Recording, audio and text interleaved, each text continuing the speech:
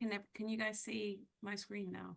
Yeah, Yeah. I don't want to be that person, but here I am. Okay, so there was so many things we could have talked about today, but what we were going to mostly talk about is what the topical conversation, which is the European Accessibility Act, which came into play in June, and web content accessibility guidelines, which are part of the criteria for achieving the act or directive, which it is.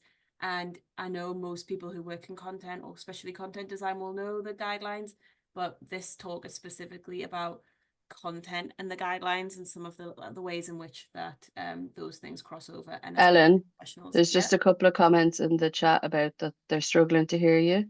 People Oh, are struggling to hear you. maybe if I just move slightly closer. Can you hear me now? Maybe I'll just talk louder. Or I haven't got a headphone, so I'll talk louder. Is that okay? Everybody say yes.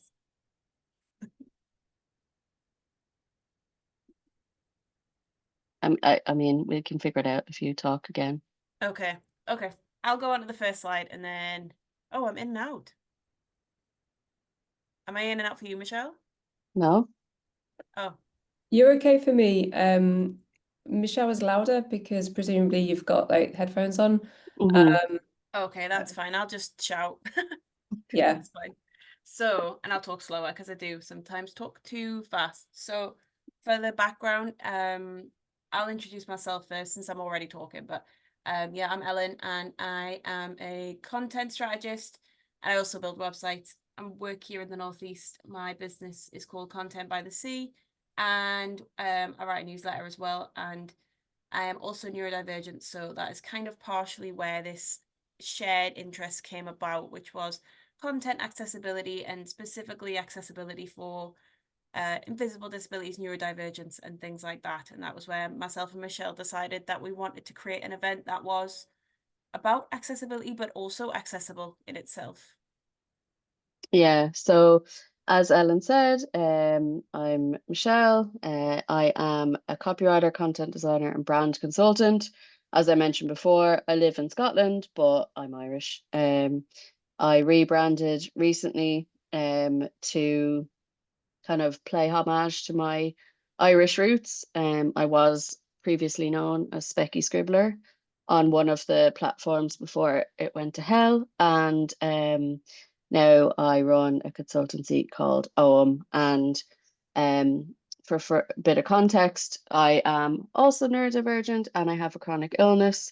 So accessible and inclusive content is really important for me day to day as well, because I can often get fatigue and brain fog. So we're just gonna dive straight in because I know we haven't got like loads of time. So I I don't know how everyone's understanding what everyone's understanding is of this, but what is the European Accessibility Act? So it is a EU directive. It's not a law. It's a directive that sets minimum accessibility standards for products and services. So the main goal of the act is that's what this is their wording, not mine, is to make sure disabled people can access goods and services. But obviously, we know as content designers and professionals that accessibility and ease of use isn't just about, not just, but it isn't specifically for disabilities. So, want to make that clear. Who does the Act apply to? For context, the Act applies to public and private sector bodies that provide products and services. So businesses, councils, things like that. There are exemptions. So if you, like me, are a freelancer, you don't have to worry about this at the moment in the terms of your own services. It's just whether you contract and work for a company that it covers. So if you have fewer than, if you're just a freelancer, you don't have to worry about your website. But if you're a contractor for a large company or employed by a large company, then this is something to think about. The criteria for the Accessibility Act is guided by the POUR principles of the Web Content Accessibility Guidelines. And that's what we're going to talk about today.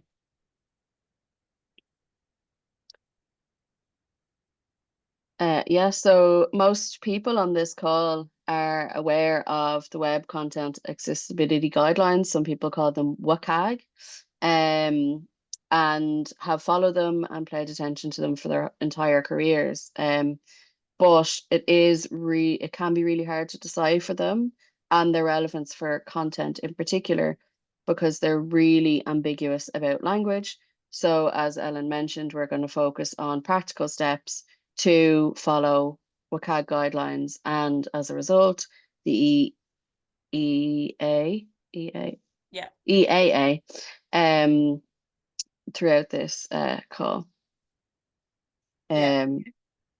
Oh, yeah. So like Michelle's saying, it's about readability and language, and obviously WCAG is huge, and the Accessibility Act is huge. So what we've decided to do is pull out a couple of key points and give some examples of ways that they can be applied in the real world, and then some real world examples as well. So hopefully that will, rather than us saying you have to make it like this, it's easier to show than tell. So in terms of the WCAG standards, we're currently under the 2.2 level. That's the most recent version of the guidelines that have been released.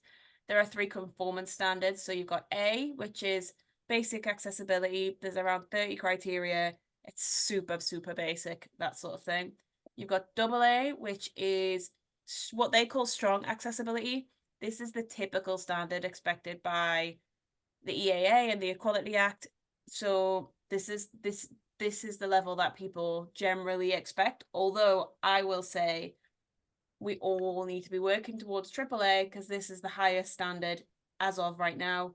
There are 28 additional criteria, and it's in this area specifically where content starts to come into play, readability, language, and things like that. So I'll let Michelle go through the guidelines, the core principles. Yeah, so the core principles, the POUR, are perceivable. So information and user interface components need to be presented in ways that users can perceive them. So nothing should be invisible. Operable, they must be able to operate the interface regardless of their input method. So this is particularly relevant for maybe people who rely on screen reading technology, that they should still be able to navigate the website or interface. Understandable, information and operation of the interface must be understandable. So that's about like directional links, things like that. And then robust, so it must be robust enough to work with current and future technologies, including assistive tools, as we mentioned before.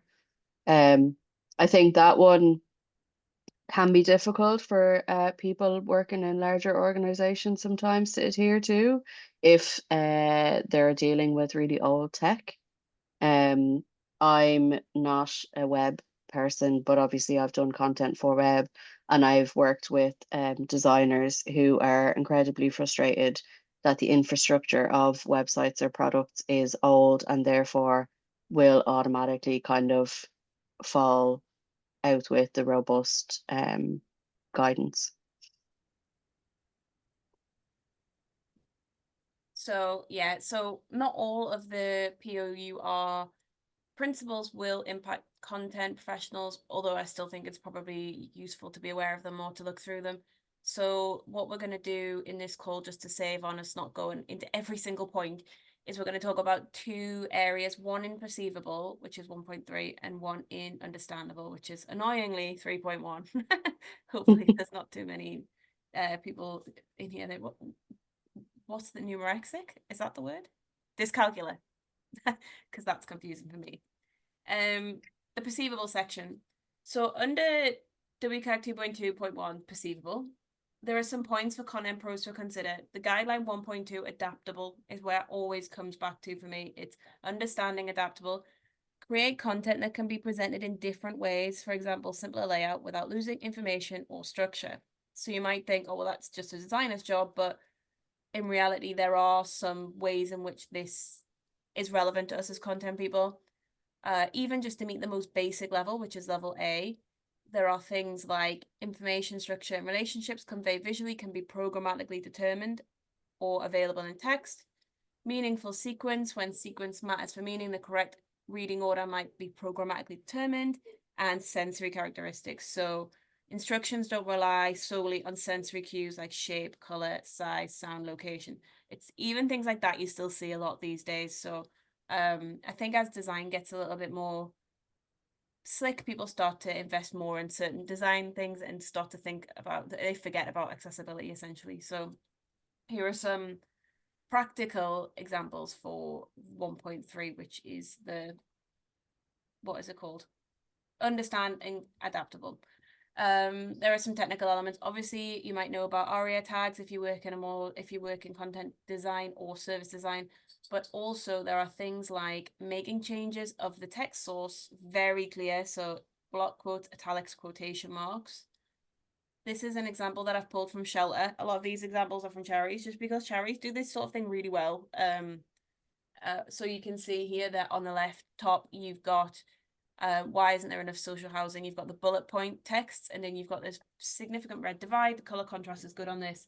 Then you've got the speech marks, which are a graphic, I guess, but they do still dictate. There's a block quote there, and then you've got a block quote from Chris, who grew up in social housing. So the difference between those two pieces of text are demarcated by the line, but also the block quote, and that's what it's inferring here. If you were to remove the red line or the block quote, it might look like these are all part of the same text, and that's difficult for people to interpret, and it wouldn't be compliant. Hopefully that makes sense. Do you have anything else on this one, Michelle? No, I think that's really a good example. And then obviously you've got the three different boxes on the bottom. For me, they're not the best example because the grays are quite Yeah, the subtle, but grays are I probably think, not contrasted enough. Yeah. but it's still an example of how to differentiate between sections on a page. Yeah. Um, So onto the understandable section, which is the bit that I've been digging into the most. For context, I've recently built a website for a disability charity, and this was where they really wanted AAA conformance, and this was where we really started to get stuck in, because understandable is great, but what if the service that you're offering, or the charity, or the organization mhm. deals with complex topics? That's when it starts to be like, where can we simplify things without losing meaning? So I'll let Michelle talk through this point. Also, I would like to point out that I am aware that the way that the WCAG guidelines are written, the language that they use is not very clear, and Yeah, there's a lot of large words. Like, for example, even the definition of this. So 2.2.3 understandable. This is where you'll find the most pertinent information for content professionals. I mean, just say this is where you'll find information most important or relevant, not pertinent. yeah, But anyway, I divert. So to meet the 3.1 readable guideline, you're supposed to make text content readable and understandable. So level A, it's the default language of the page can be programmatically determined. Double A, language of specific passages or phrase can be programmatically determined, excluding proper names, technical terms, vernacular, etc. And then it goes on to AAA standards. So that covers unusual words, make sure that you have a definition for them, abbreviations, the standard thing of don't abbreviate the first instance of something, spell it out in the first instance. Reading level, if content is above lower secondary reading level, simplified or supplemental content is provided. This one is one that I find really interesting. I work a lot in regulated services who they do want to meet AAA standards, but it's really difficult for them to do that. And for people outside the UK, lower secondary reading level is kind of determined around an age of about 11 or 12 years old, which in itself is an interesting metric to go on because the reading levels of 11 and 12-year-olds is so vast. But that's kind of the way you'd want to talk about it. And then pronunciation, a mechanism is available to clarify pronunciation where you need to know it's necessary for meaning. And then if we get on to how to achieve that, so you provide a plain English summary where lower reading language is not possible. So add an article summary block.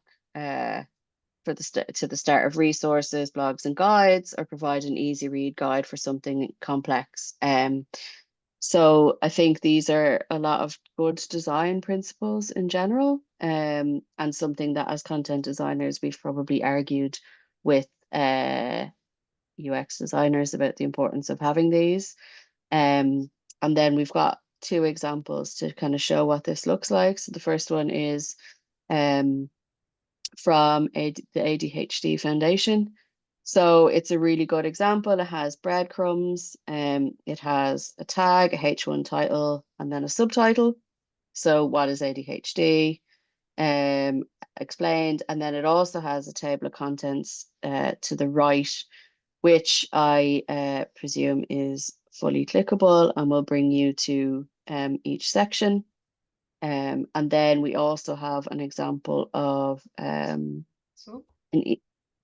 easy read guide. Yeah, so this is an easy read guide. It's one that I found for people. It's about people with intellectual disabilities who can get support to pay their council tax, but this is kind of a snippet of what an easy read guide might look like. So you'll notice that there's a lot of visual cues for people to see. You know, they've got the bill there, they've got a picture of the rubbish truck and the bins, so people can kind of associate, okay, this is for bins. And then, you know, you usually pay your council tax every month and you've got a calendar there. So this is the type of supplementary content that you can provide if, for example, you're dealing with quite complex things. And this website, MenCap, is a really, really good place to go if you're interested in how you might go about these easy read guides. I find these like firstly I find these so fascinating because there's so many like it can feel so difficult to summarize things in such a simple way, and then I'm reading this and I'm like, that's really good. But like from the point of view of the guideline, just to go back to it, like this is an example that they gave. Obviously the point that they're trying to cover is this reading level point, which is that if the content is above lower secondary reading level. And this is the issue that we had with the charity that I worked with, because they were a civil rights charity. So much of the information, they couldn't simplify the information without losing its meaning or making it, you know, not making it not make sense. But then also large portion of their audience were disabled, of all different kinds of disabilities. So the conclusion that we came to was for their resources was to add a summary block to the top of all of the resources. And I don't know if there are any SEO professionals in here. My background is in SEO, I have to say. And it's actually really good for SEO to add an article summary, because obviously you're going to be including keywords in there as well. So things like that, if you need to get buy-in from other departments for including something, it can seem like extra work, especially if there's a back catalogue of resources. You know, the actual writing of the article summary could be a bit frustrating. The client was considering AI. We looked at some of the summaries that the AI tool were writing at the time, and it wasn't good enough for like us to be feeling confident that it was providing the right information. So a human being was to write this article summary and input it on the website. And all in all, it's just better for everybody. It means that a person with a short attention span can see if the article is relevant for them. Someone who's got brain fog or less time. I'm working with a menopause organization as well. We talk about brain fog, we talk about being distracted and things like that. And then so article summaries and tables of contents in resources, in guides, and even in like fact sheets are all really good. And I think the easy read guide is like genius, this sort of thing. It's not relevant to every organization, but I think it is relevant to the more common it can become, the better, I would say. Oh, and a note on glossaries and definitions. The section, obviously 3.1, also talks about complex words and defining words. So glossaries are useful, but WCAG does say that in-text definitions are better in their ideas, because obviously they don't want people to have to click away to find out the meaning of something. So this is just an example that we've come up that I just wrote the other day. It was like, if your website updates aren't showing, clear your cache and try again. A cache is where temporary files are stored. So don't assume that people know a technical word. The word, it obviously, depending on what context this is in, you might assume that the person, if it's on a technical website, the person might already know what cache is. But if this is on an internal intranet for employees of a company or something like that, then you might just need to put a little sentence to say what that thing is. WCAG gives an example about software drivers or printer drivers. That's a similar vibe. So it's just the idea that if you can explain what something is simply within the sentence without them clicking away, that's good. But if you do use a glossary, then the process is to link the first usage of the technical word to the definition. The definition can be available on an external page in a glossary, or it can appear within the text. So I think that, yeah, I'll let Michelle talk about this example. Yeah, so this is an example that's really relevant to me, and it's really important. And this website is a great one for anyone who knows anyone who has or lives with Crohn's or colitis. So as somebody who has been diagnosed with a chronic illness, there's a lot of overwhelming information that you're given.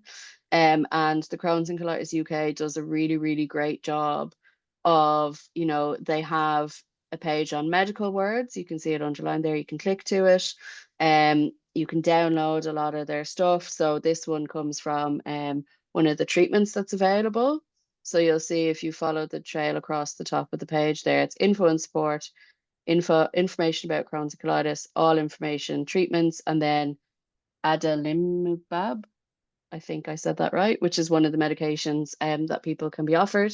But again, what is that? And it's really difficult to try and decipher all this information. So the Crohn's and Colitis UK site has a great I guess a compendium. Yeah, they've called it a compendium about all the different treatments, all the different terminologies that your doctors or care providers might use. As somebody who has experience with this, but also works with clinicians, there's any kind of thing in the medical profession can become quite normal for the professionals within that to use terminology every day that they assume everybody understands.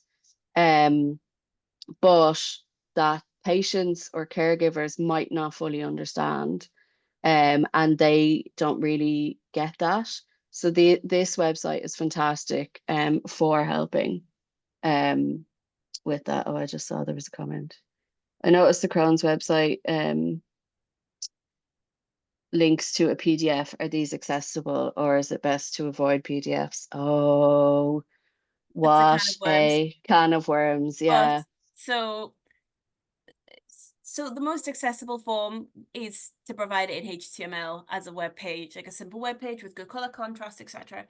But there is a kind of common misconception that PDFs aren't accessible, which isn't true. PDFs are accessible if they're made in the right way. So a PDF which is made in Microsoft Word and it's actual text on a page exported correctly, a screen, and the colors are right, the screen reader can read that, it's accessible. It's when you have things like scanned documents and stuff and it's text within images, that's when they become inaccessible. So yeah, PDFs are accessible if they're done right. Also, I suppose in terms of accessibility, if you're going to think about the wider topic and brain fog and downloading things and it taking you somewhere else, I've just noticed on this page, on this website, you've got that section in the top right called My Page, and I assume that's where you can like save pages. So you can Yeah. save, like if you were going to try this medication, you could save this, and it's like a little mini like bookmark section within the website, and I think that's probably quite useful as well with regards to like not losing things. But from a technical standpoint, Word documents and PDFs are accessible in the sense that they can be read by screen readers as long as they've been made in such a way that it's just text on a page. And you can't see it in this screenshot that we've taken, but that particular page does have it has a video as well about what that particular information does or that medication does. So again, it's like, here's a page all about this term that you've never heard of. Here's a video, and then you can download the PDF, and they also have a quick guide PDF as well. So, I mean, it's worth having a look around the Crohn's and Colitis UK website, even if it doesn't affect you, just to see how they've laid out something really complex. And actually, now I've just took in the context of that. It's been a long day. They've done a really good job here because they've provided the information in HTML, because the link to the PDF is to download this information. So the page is a HTML web page, but if you were to want to download everything that was on that page as a PDF to maybe share with someone or to print off in a safe way, that's what the button does. So they're not excluding any information and putting it only within a PDF. They're saying that that's another format that you could have. So in this way, I would say that this PDF is very accessible. Yeah, there's also a QR code on the top right of the every page on the PDF. And I know Okay. for a fact that people download and print them, because in the hospital I was given a printout of information taken from the Crohn's and Colitis UK website. So NHS professionals do use this website as well. Oh, so we've already talked, that was my fault for adding a double slide, but yeah, so in terms of the complicated relationship between WCAG and the Accessibility Act, they're separate things. The Accessibility Act is a new directive that's come in, like I say, it expects, but the WCAG 2.2 is one of the principles by which it's measuring people. We're in early stages with the directive, so it's things like, we don't really know what will happen, whether people will get pulled up for it, what size organizations will get pulled up for it, what penalties there'll be and stuff like that. It's but their statement is that they're going with WCAG as being one of the core metrics, and the AA standard is what they expect. It does apply to UK registered organizations. So accessible content is important, but it's not always inclusive content. And Michelle's done a pretty good slide talking about that as well. The next bit we'll talk about is, yeah, accessibility and inclusivity. So at the very beginning, we talked about our conference. Our conference is digital accessibility and inclusivity. And I think sometimes people get accessibility and inclusivity mixed up, or maybe they think it's the same thing, but something can be accessible but not necessarily inclusive. And I just want to talk about that because it does directly affect content professionals and how people who write content talk. Yeah, so accessible language is not the same as inclusive language.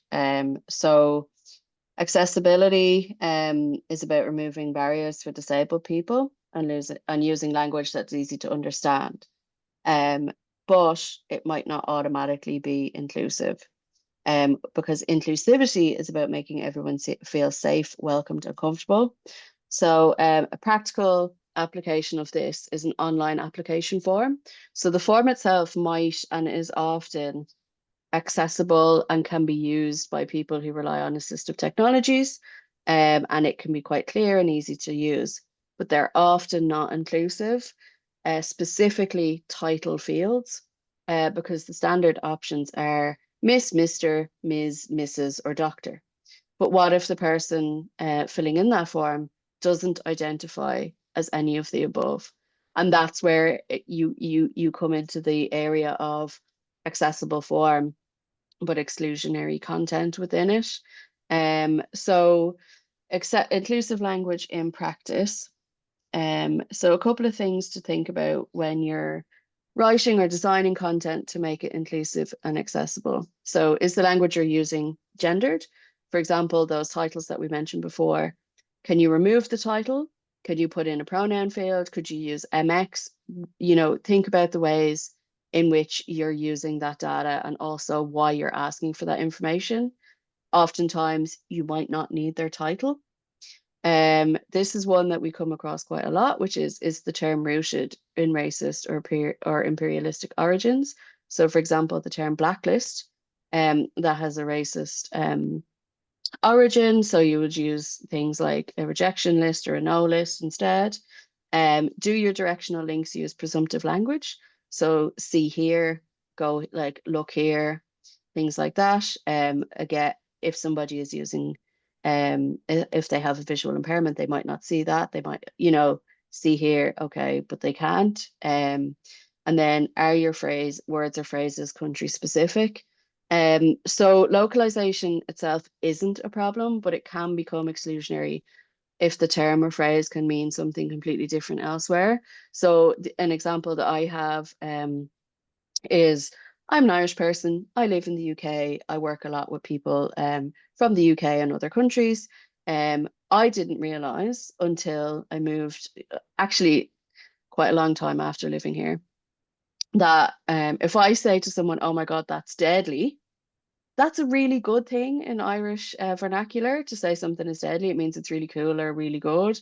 But obviously that has a different meaning for people.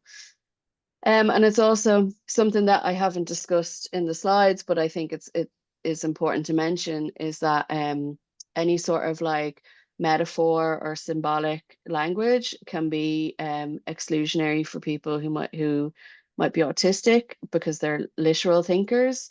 So you don't want to kind of use turns of phrase that you think are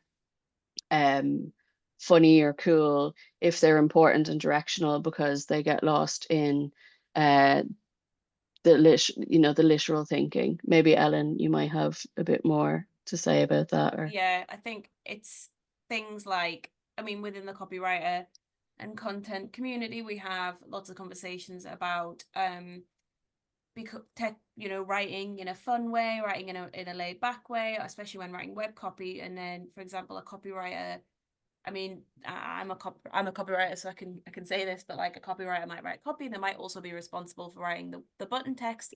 But then if they're thinking of a pun or something fun to write in the button text, they might think, well, that's great, I'm pressing this, like that's a funny pun about the brand and it works.